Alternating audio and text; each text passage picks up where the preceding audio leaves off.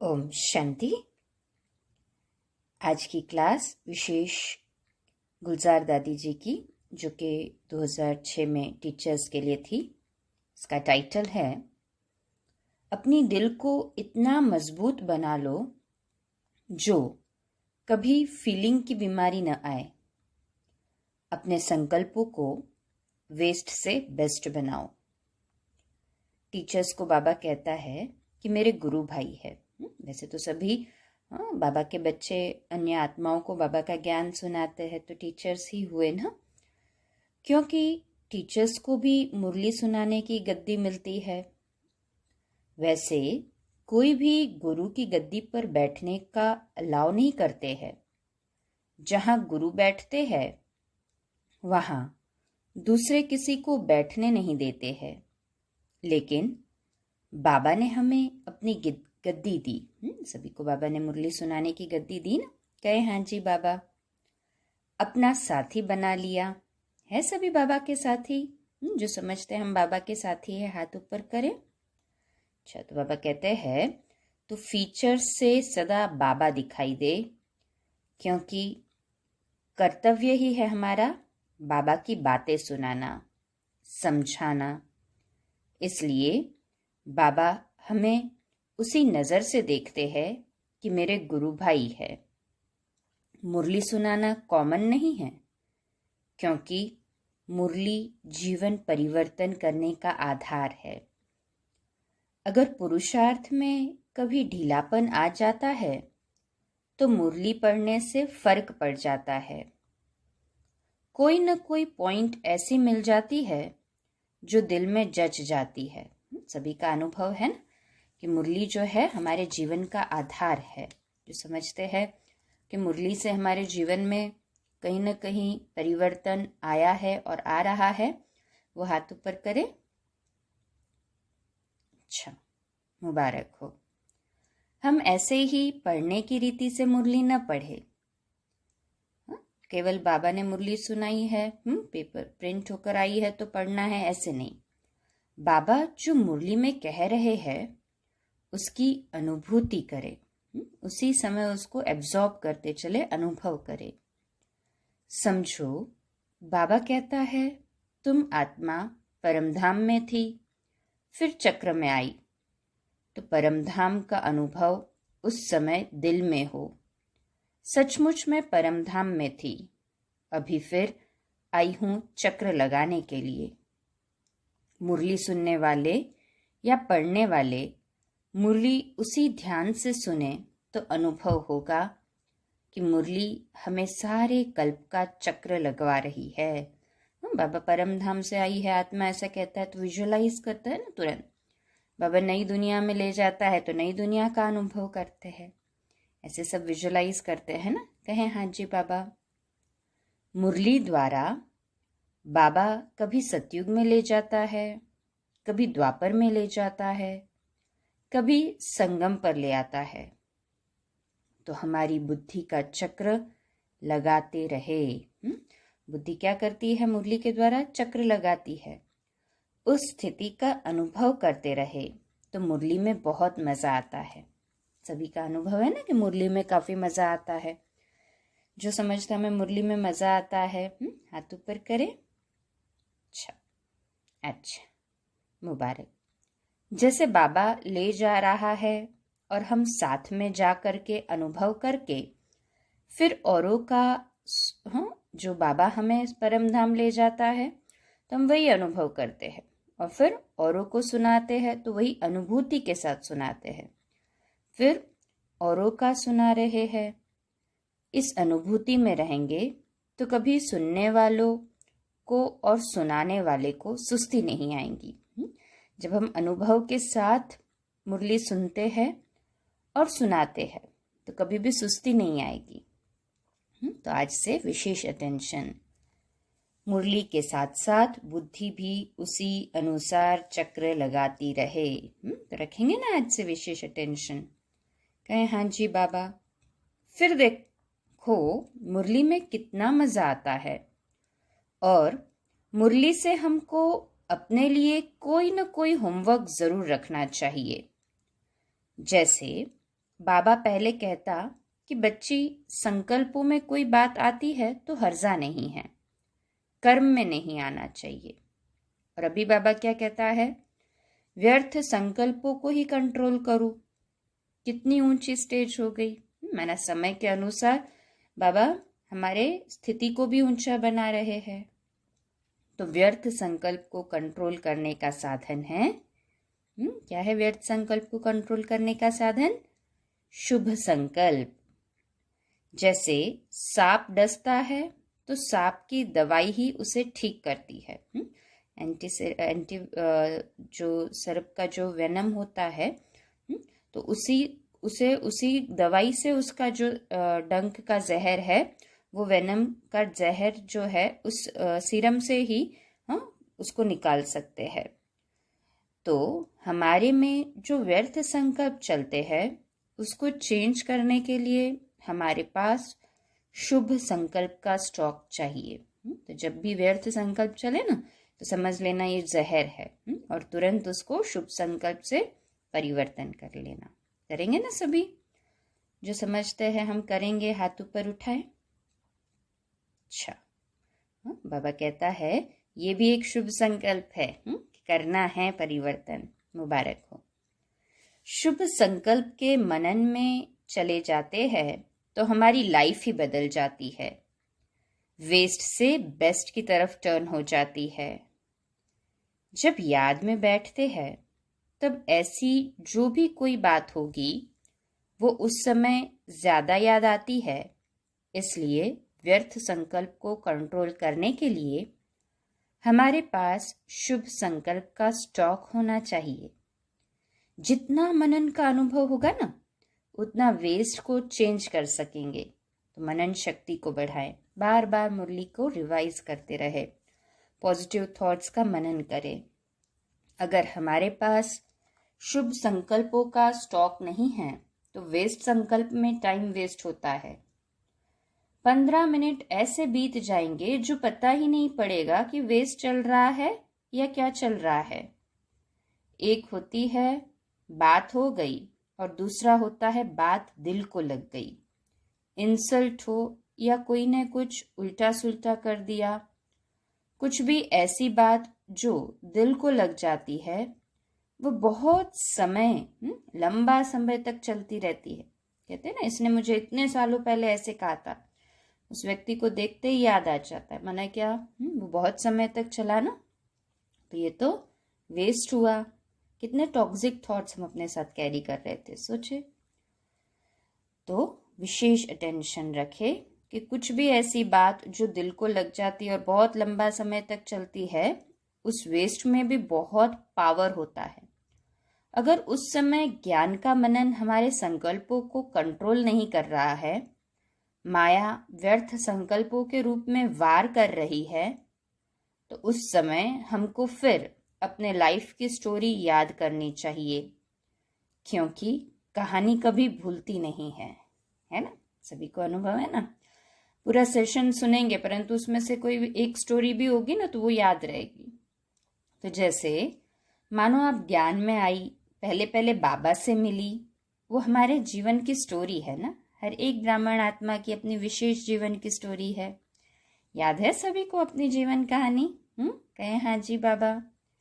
समझो हम पांडव भवन में गए, बाबा ऐसे खड़ा था, बाबा से मिले, बाबा से दृष्टि मिली, तो ये स्टोरी हो गई ना।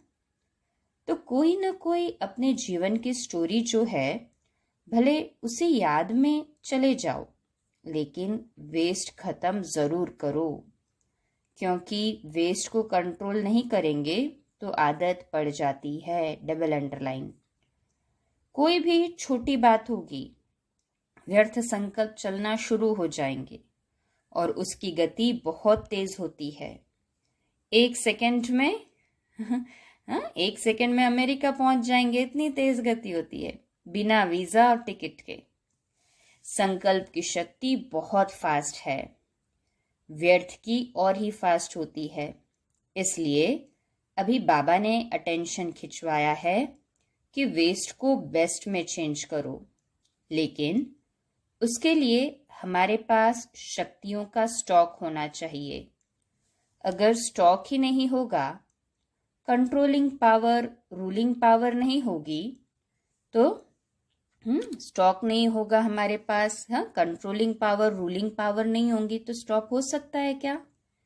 इसलिए बाबा ने कहा था पहले स्टॉक इकट्ठा हो, वो चेक करो। कई बार युवा जीवन में सहन शक्ति की बहुत कमी होती है, मैच्योरिटी कम होती है ना, तो विशेष अटेंशन, थोड़ा कुछ हुआ तो फीलिंग जल्दी आ जाएगी, चाहे रोना किसको आ जाए, किसकी मूड खराब हो जाए या बात करना बंद कर दे, किसने कुछ कहा तो उससे मुंह फेर देंगे। कोमलता में समाने की शक्ति और सहन शक्ति बहुत चाहिए। सहन करते करते कभी ऐसे होता है जो कहते आखिर मेरे को ही सहन करना है क्या? मेरे को ही सब कहते हैं कि सहन करना है क्या? मेरे को ही मरना है? मेरे को ही बदलना है क्या? दूसरा बदले नहीं। बाबा कहते कितनी बार हम ये सोचते होंगे कि दूसरा तो बदलता नहीं, मुझे ही बदलना है। तो बाबा बहुत अच्छी बात कहते हैं हमेशा, हर बार, कि दूसरा बदले नहीं बदले, लेकिन मेरे को ही बदलना है। तो इसमें प्रश्न उठता है ना, क्यों मुझे ही बदलना है? ये आता है ना, आता है किसी को ये प्रश्न? हाथ ऊपर करे जिसे प्रश्न आता है। तो हमें क्या श्रीमत मिलती है कि उस समय माया आती है तो यह होता है, लेकिन हम समझते हैं कि इसके कारण मुझे बार बार सहन करना पड़ता है। उस समय हमको ये यूज करना है कि हमको सहन शक्ति देने वाला कौन सी पॉइंट उस समय यूज करे कि मुझे सहन शक्ति देने वाला कौन है? स्वयं सर्वशक्तिमान शिव बाबा है ना। बाबा ने क्यों सहन शक्ति दी? बाबा जानता है कि यह पेपर तो सबके सामने आएंगे, इसलिए बाबा के कारण मैं सहन कर रही हूँ। सभी ने 7 डेज का कोर्स किया ना, तो अष्ट शक्तियां मिल गई ना आपको 7वें दिन ही। तो विशेष अटेंशन कि बाबा ने मुझे क्यों सहन करने के लिए कहा है या क्यों सहन करने के लिए पेपर दिया है, क्योंकि मुझे वो बाबा ने शक्ति दी है जो कि सुषुप्त हो गई है, कहीं डॉर्मेंट हो गई है, तो उसको वापस से, डॉर्मेंट जो सुषुप्त हो गई है उसे जागृत करे। भगवान की आज्ञा पर चलने का फल तो बाबा देगा ना। कितनी बड़ी पॉइंट है ये। समझो कोई युद्ध कर रहा है और विजय हो जाती है। मैंने सहनशीलता धारण की और सचमुच मेरे में बाबा द्वारा खुशी मिली, विजय हो गई।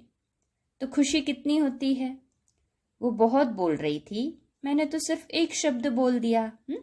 बाबा कितनी अच्छी तरह से कॉन्ट्रास्ट किया। देखो युद्ध के मैदान में सामने वाला बहुत युद्ध कर रहा है और एक ही पावरफुल वार, मैंने एक ही शब्द बोल दिया, लेकिन एक शब्द भी बोलकर आपने जैसे आग में मिट्टी का तेल डाल दिया। बहुत अटेंशन। उस समय पानी चाहिए या तेल चाहिए? बोलो क्या चाहिए उस समय? पानी चाहिए ना? कहे हाँ जी बाबा।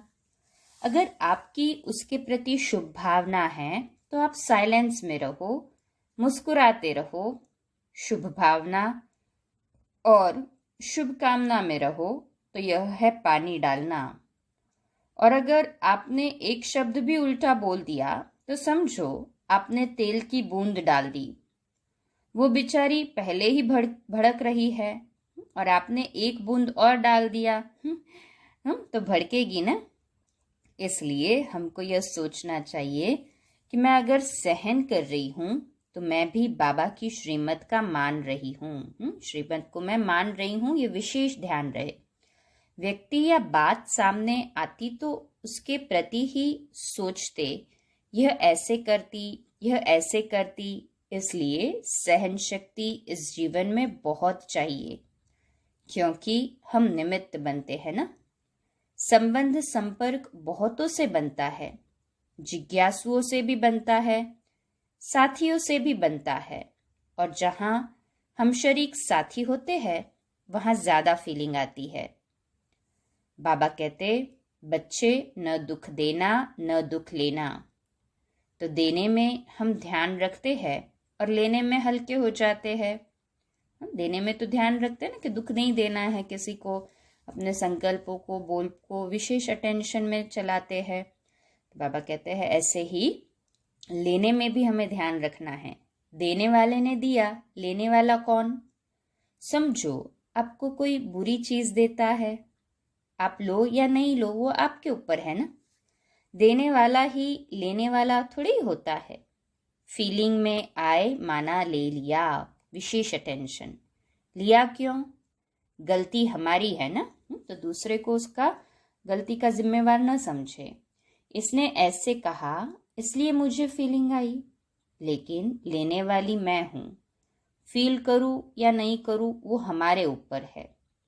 बाबा ने कहा लेने वाले के ऊपर भी दोष, तो उसका हुआ ना। लेने वाले के ऊपर भी तो दोष हुआ ना, क्योंकि लेना माना फीलिंग करना। फीलिंग एक फ्लू की बीमारी है।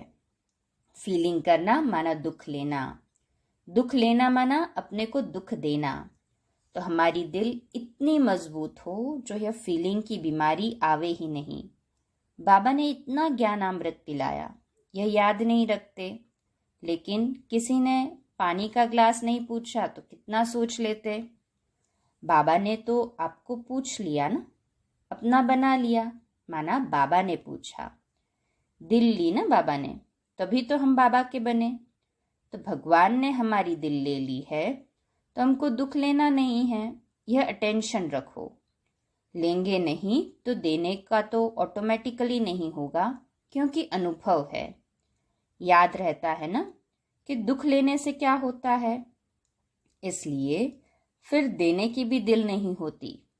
तो ऐसी हमारी धारणाएं होनी चाहिए, ठीक है? तभी हमारे थॉट्स बंद होंगे। विशेष अटेंशन अपनी धारणाओं पर हो, है ना। तो बहुत काल से वेस्ट थॉट्स खत्म करने का अभ्यास चाहिए, नहीं तो अंत में चारों तरफ से पेपर आएंगे। पांचों तत्व एक ही टाइम काम करेंगे।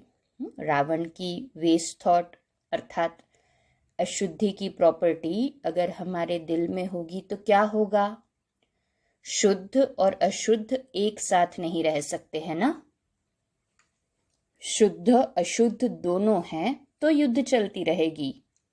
युद्ध चलने का कारण है कुछ न कुछ रावण की प्रॉपर्टी अपने पास रखा हुआ है। तो दोनों के बीच बाबा नहीं आ सकता है। बाबा बिंदु स्वरूप है, वह बिंदु सहज खिसक जाता है। इसीलिए तो बाबा ने कहा है चेक करो, कोई भी ऐसी अशुद्ध प्रॉपर्टी, संकल्प, बोल, वाणी या संबंध संपर्क में न हो। तो हमें विशेष अपनी सब्जेक्ट्स पर चेकिंग रखनी है। करेंगे ना सभी ऐसा? कहे हाँ जी बाबा। तो सेंटर भी हमारा पेपर हॉल है और घर भी या संबंध संपर्क वाले भी पेपर हॉल है, ये समझे। ऐसे में कई कहते हैं कि बहन चेंज हो जाए या मैं चेंज हो जाऊं या स्थान चेंज हो जाए, या घर में कोई परिवार वालों से तकलीफ होती है तो कहते हैं ये चेंज हो जाए तो बहुत अच्छा हो जाएगा। लेकिन हम कहते हैं जहां भी आप जाएंगी वहां पेपर होगा। पेपर तो साथियों के साथ ही आएगा ना, कोई ना कोई तो होगा ही। लेकिन हमको पेपर में पास होना है। उस आत्मा के लिए व्यर्थ संकल्प न चले। इतने थोड़े टाइम में 21 जन्म की प्रालब्ध मिलनी है, पद मिलना है। तो आप सोचो, पेपर तो आएंगे ना। बिना पेपर के इतनी बड़ी प्रालब्ध मिलेगी क्या? जितना आगे बढ़ेंगे उतना पेपर टफ होते जाएंगे। तो पेपर से घबराना नहीं है, क्योंकि आपका पेपर आपके अनुभव को बढ़ाने के लिए है। इसलिए सिर्फ क्यों क्या नहीं करो। पेपर न सोच करके यह हमको अनुभवी बना रहा है, यह सोचो। उससे आगे के लिए अनुभव क्या है यह सोचो, तो फिर वेस्ट थॉट्स नहीं चलेंगे। अच्छा, इस क्लास पर विशेष अटेंशन देंगे। कल तक हो सके उतनी बार, कम से कम 2 से 3 बार तो ज़रूर सुनने का लक्ष्य रखेंगे और अपने ऊपर वर्कआउट करेंगे। तो कल सुबह मिलते हैं लाइव अमृत वेला 4 बजे योग भोग पानी चार्जिंग और मुरली के लिए, और रात्रि क्लास में ऐसे ही 8:45 आप सभी को आने वाले नए वर्ष की दिल से बहुत बहुत मुबारक हो, मुबारक हो, मुबारक हो। शुभ रात्रि। ओम शांति।